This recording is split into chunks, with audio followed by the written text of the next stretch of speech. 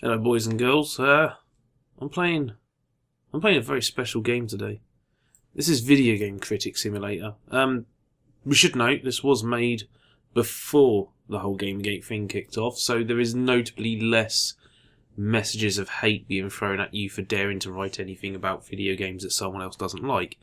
But as it is, it's a pretty accurate depiction of how you play video games. There's how you write video game reviews or news about video games. As you can see, you have coffee. I assume that's coffee, or the hot steaming cup of dung. There's a keyboard in front of you, only the best can buy. My one's quite a lot like that keyboard, actually. And there's a G on the screen, because I've already pressed one key. So, right. Let's get started. Generic AAA first-person shooter. That's released in October. And sequel to a successful franchise. Review.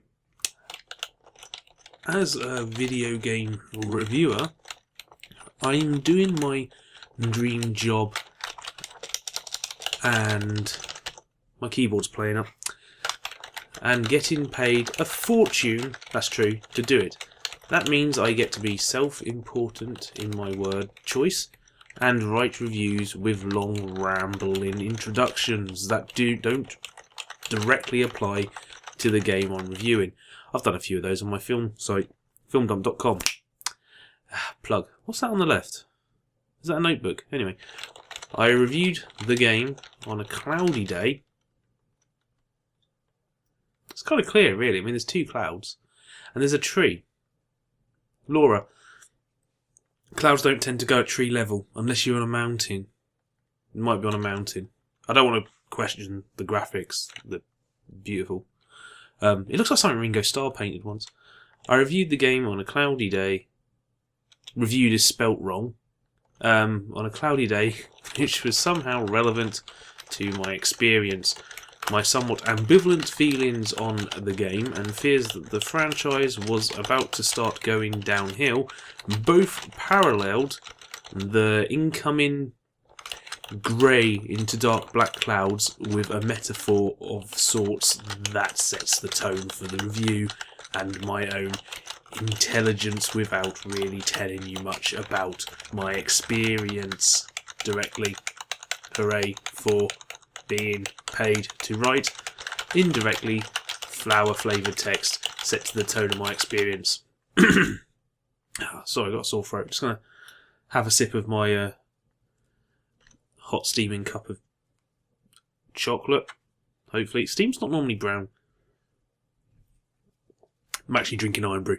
Such writing, many metaphor. That's a dog. Was it dog? A doggy? Doggy? I don't know. Is that Shibrini? Anyway, reference. Plot paragraph time. This is what I do. When I write my film reviews, I do a bit of a flavour introduction, and then I write a plot paragraph. This is eye-opening. Generic AAA first-person shooter, FPS for short, is about a white guy with a shaved head looking to be in his early 30s in the middle of an active war zone. That's unique. He has to deal with saving people having a dubious moral compass. Eventually making the right decisions and saving a person or group of people who are underrepresented in video games. Laura could easily do a sequel to this based on Ubisoft review, couldn't she? Although that's actually already been written. You can choose to be saving either a woman or a group of people who are non-white. That makes you a good person. Either way, you're saving a person or people who cannot save themselves without your help. That's true. Brown people are terrible at saving themselves. It's a fact. It's a fact. And women. Silly women always getting captured. The game's plot will take you to all sorts of locations, give you lots of guns to fight with. I'm guessing he means fighting people with the guns in your hands, not you punching guns. That'd be silly. When I worked at EA, I worked on Battlefield Bad Company, and I tried to convince them to put I did send a suggestion for Bad Company that they have a gun that fires other guns. They went up for it. Strange that. And will generally allow you to live out your ultimate hero fantasies, so long as they involve being a straight white man with anger issues or a hero complex. Yeah, that's what I look for in a game. I like characters that aren't particularly well shaved. A little bit of stubble. It shows they've been through stuff, a little bit grizzled. If they haven't got short hair, if they've got longer hair, I want it to be out of place slightly, because then it gives them a chance to show how detailed their hair models are. It's really important. Video games. But hey, they get marks for letting you choose between those two paths. Gasps. I forgot what the name of the game was. Generic AAA first-person story campaign is so upsettingly short at only double the length of your standard action blockbuster movie of the same level of content depth. I expected it to be longer. 4 hours of content is always bad, no matter how fun those hours of content were. For your money, you paid. Yeah, for the money you paid. Yeah, fair enough. I mean, for 40 quid, I expect at least 5 hours, personally. 55 quid now for a game in the UK. It's ridiculous. It's like we're bloody being bled dry. Apparently we want to pay that much. The story tackles surprisingly deep issues for a video game. While that sounds like it's compliment to the game, I could easily say the story barely stands up to anything that exists outside this medium, such as, let's see, Iggy Azalea's latest album. It barely stands up to Jack White's last album, personally, or the back of a packet of peanut M&Ms. Usually they're quite good, the story on the back of a pack of M&Ms, but no. It's all about framing. Obviously, video games want to be like film, so their stories have to be, as good as film stories, and copy everything that film stories do. Yeah, and the game touches on issues of PTSD, just like the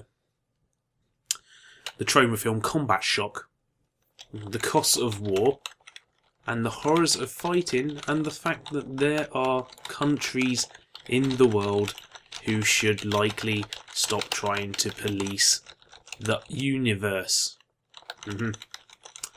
While it could have said, while these could have made for an interesting plot, the inclusion of the multiplayer mode about having fun shooting people pretty much undermined anything clever the plot was trying to do.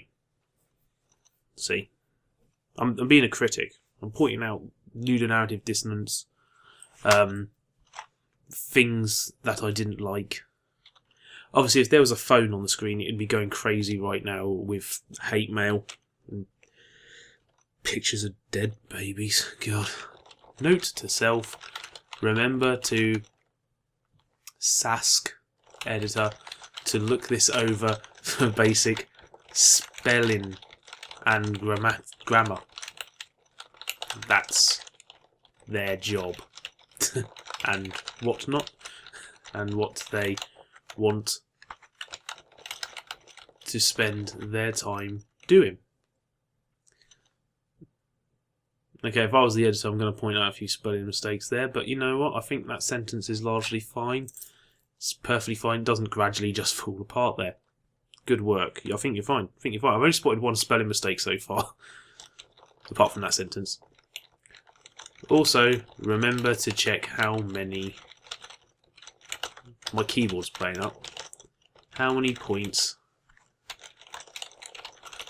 we are meant to push the review up if we want to get tweeted out from their high traffic Twitter. I'm trying to get keys to work. Is it getting harder to type? Is it just me? Account.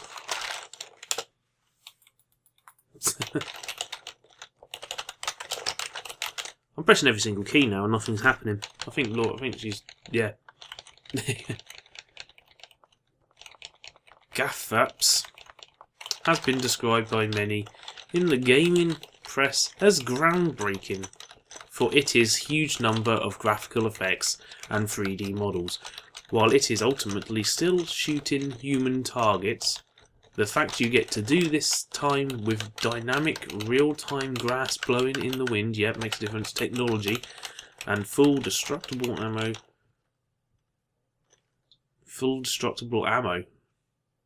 Okay. Which can be shot out of the air by skilled players. Oh, got you, yeah, like you can shoot bullets out of the sky like a John Woo film. Got you, I know how this game works. This entirely new and fresh game about shooting things mindlessly. So as good a point as any. Let's get into the multiplayer mode. Much like the multiplayer in last year's edition, we shoot stuff. This year's multiplayer contains all same multiplayer modes you have come to love, only with this year's buzz enemies thrown into the mix. Are they zombies? Is it vampires this year? Maybe zombies. What about Nazi robots?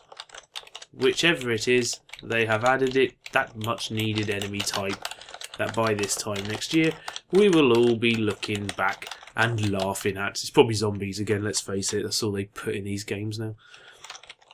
I've worked on one of these games, I don't know why I'm joking about it. Not my fault, I didn't do QA. I wasn't in charge of it, I've moved the mouse. It offers long-time fans what they are after by rehashing much of the content from previous entries in a slightly different set of maps. And it's sure to please core fans. Oh, there is actually a new mode this year. It's a wave mode, isn't it? It's Horde. Well, kind of. Basically, GAFPS took the big popular robots and futuristic theme from a game much hyped earlier in the year and put it into their game, along with their acquisition of big name actor for a few bits of voiceover, Kevin Spacey. This has completely reinvigorated me on the genre. In conclusion, GAFPS might be the best entry in the GAFPS series by virtue of looking much better, being newer, and having stuff from other games that performed well during the year. It's going to sell incredibly well to its very vocal, angry fan base. So my score will reflect that. I was expecting more there. Yeah, I'm sure that it is the apostrophe in "its" is on purpose for the spelling mistake joke. Want to avoid internet backlash from GAFPS fans? Impossible. Who have not yet played the game? You'd better give it a higher than 9. Everyone knows 8 is average, so of course. Anything less tells them the game was an unplayable mess. Yeah, just like when Total Biscuit plays a game that runs at 45 frames per second, it's unplayable, terrible. And you as a reviewer don't know anything about video games. They're going to love it. Disagreeing means you're bad as your job. You're bad at your job. 9.5 out of 10. The best the series has ever been, but there's room for improvement. Add more guns and levels, and length next time developers. That's easy enough to do. The only way to escape being a game critic is to use Alt F4.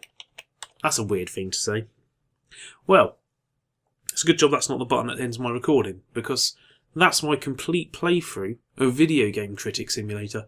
You basically just have to type words on the screen. You press keys and they make words appear, which is a lot like being a real critic, as my 300 and some odd reviews on Film Dump will attest to. Obviously a different medium, but it's very similar. I just press keys like a monkey. Eventually words come out.